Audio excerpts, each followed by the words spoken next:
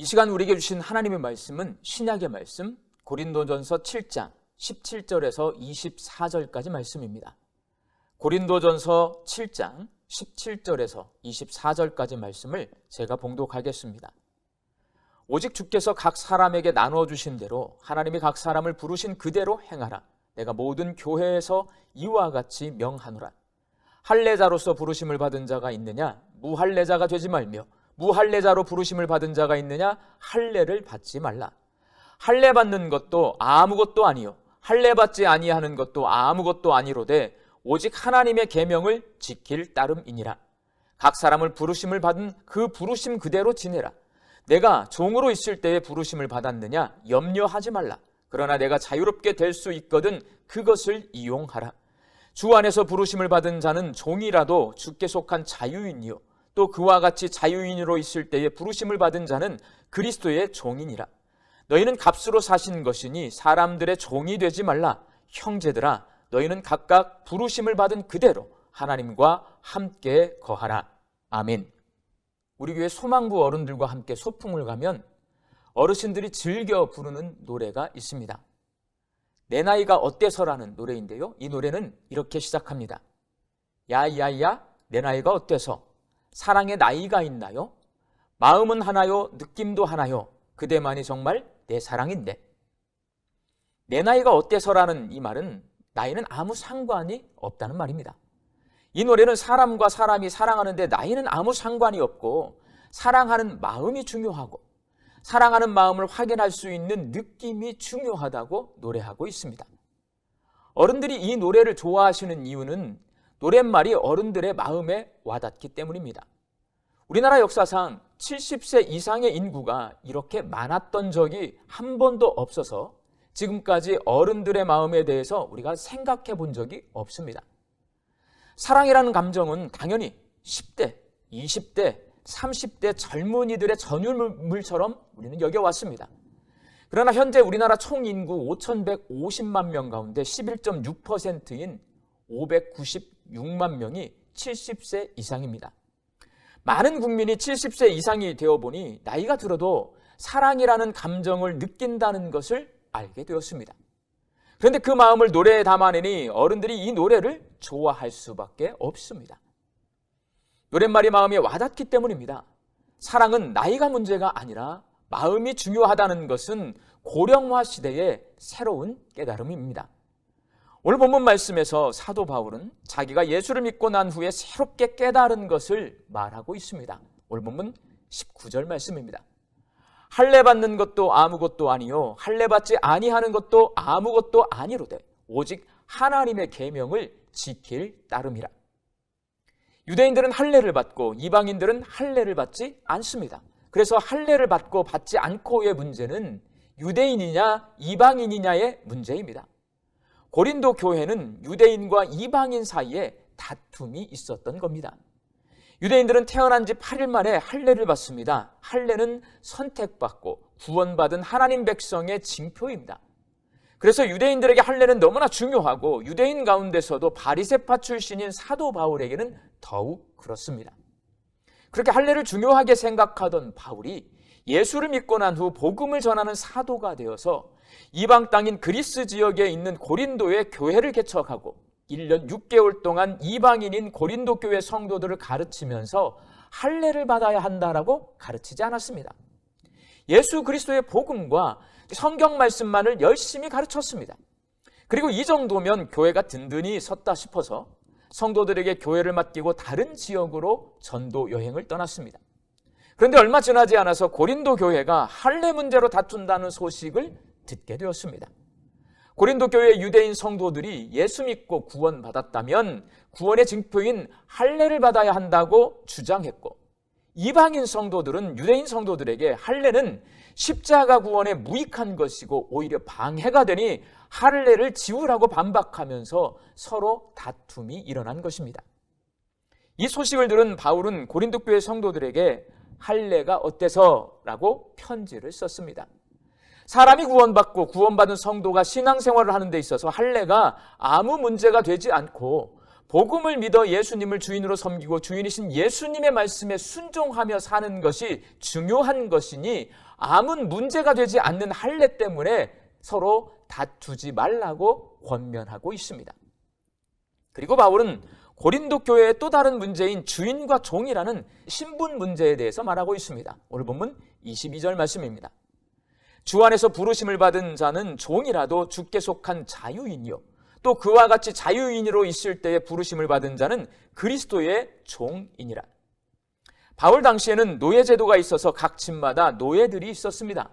개역개정 성경에는 종이라고 번역했지만 종은 월급을 받고 노예는 월급을 받지 못합니다.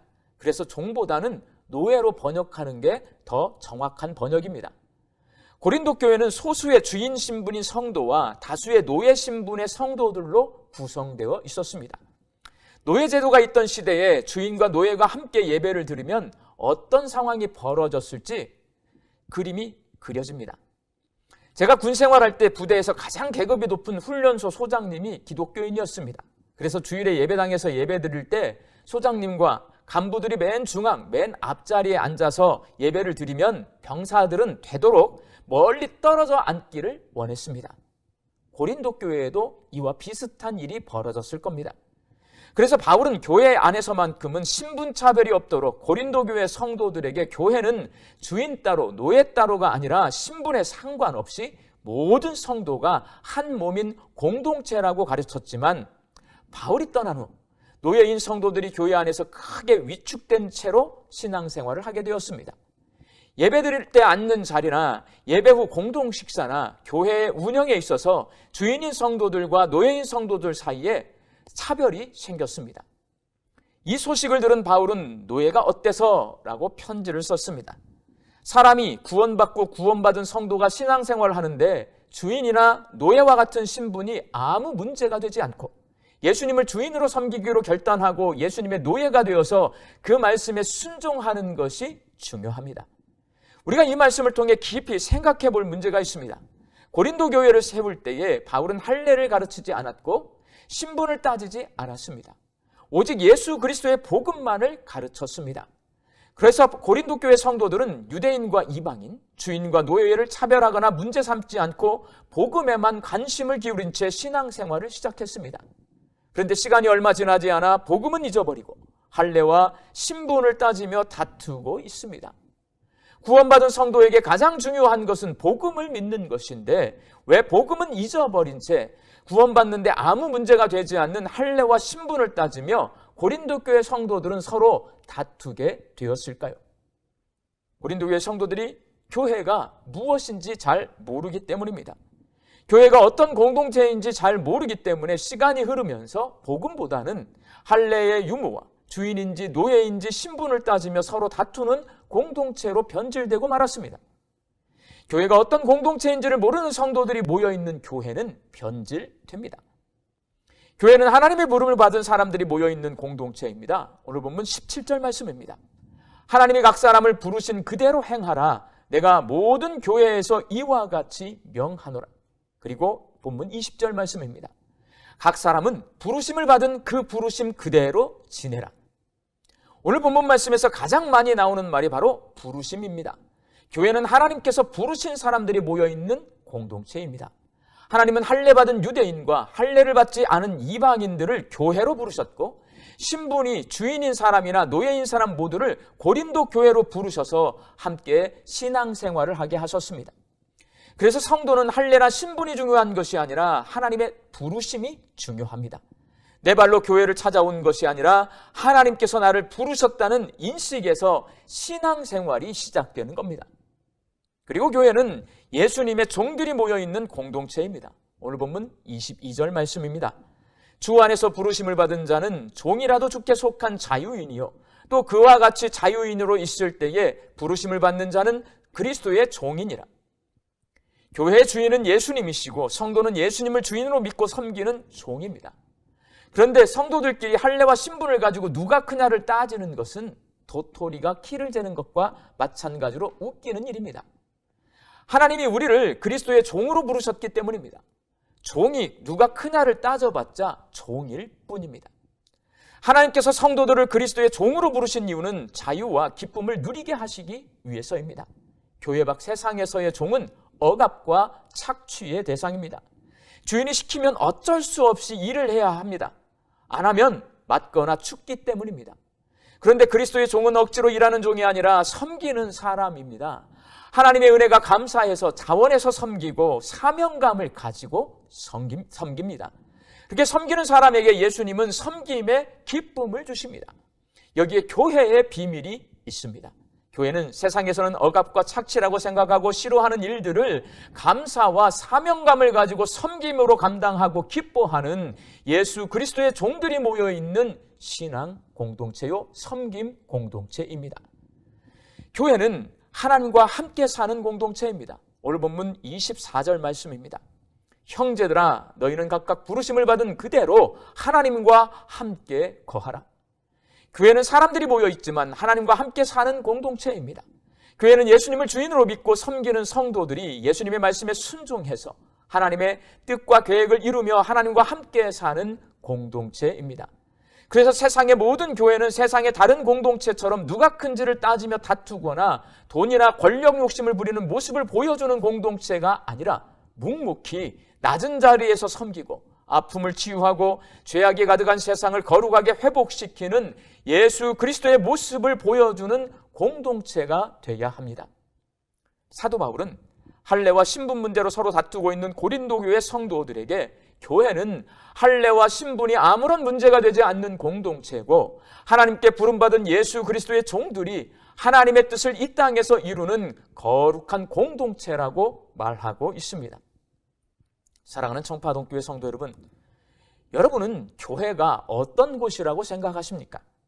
우리 성도들이 교회가 어떤 공동체인지를 모르면 우리 청파동 교회도 고린도 교회처럼 변질되고 맙니다. 예수님이 문제 삼지 않는 것들을 문제 삼아서 고민하고 다투면서 예수 그리스도의 모습이 아니라 세상 사람들보다 못한 모습을 보여주는 공동체가 되고 맙니다. 이 설교를 준비하면서 청파동 교회의 가장 큰 문제가 무엇일까를 생각해 보았습니다. 목사인 제 눈에 가장 큰 문제는 바로 고령화입니다. 우리나라 인구 가운데 65세 이상은 16.6%인데 청파동 교회 성도들 가운데 65세 이상은 재적교인으로는 26%, 출석교인으로는 32%나 됩니다. 우리나라 고령화 수준의 2배에 달합니다. 그래서 목사인 제 눈에 우리 교회의 가장 큰 문제 바로 고령화입니다. 그러나 오늘 본문 말씀은 우리에게 내 나이가 어때서라고 말씀하고 있습니다.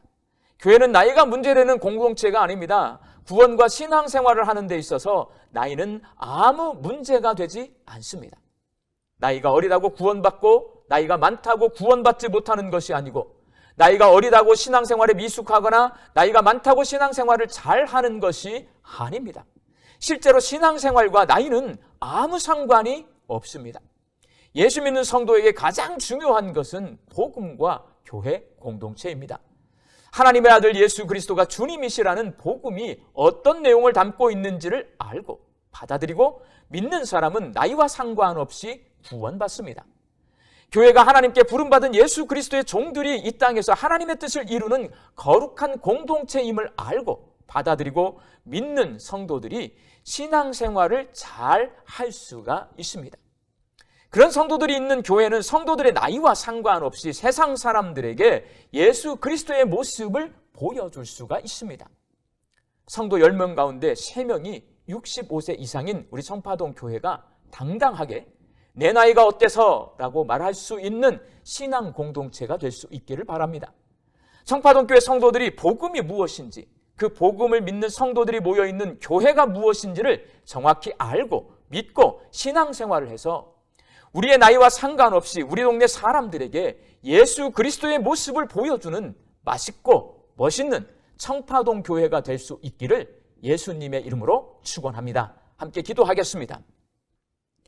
오늘 우리에게 주신 하나님의 말씀을 통해 복음이 무엇이고 교회가 무엇인지를 잘 알지 못하고 예수를 믿으면 신앙이 변질되고 교회 공동체가 변질된다는 것을 깨달았습니다. 하나님의 아들 예수 그리스도가 주님이시라는 복음의 의미를 알고 받아들이고 믿는 저희들 되게 하여 주옵소서. 청파동 교회가 하나님의 부르심을 받은 예수 그리스도의 종들이 이 땅에서 하나님의 뜻을 이루는 공동체임을 알고 청파동교회를 그런 공동체로 세워가게 하여 주옵소서. 나이나 빈부격차나 건강에 상관없이 세상 사람들에게 예수 그리스도의 모습을 보여주는 멋진 교회가 되게 하여 주옵소서.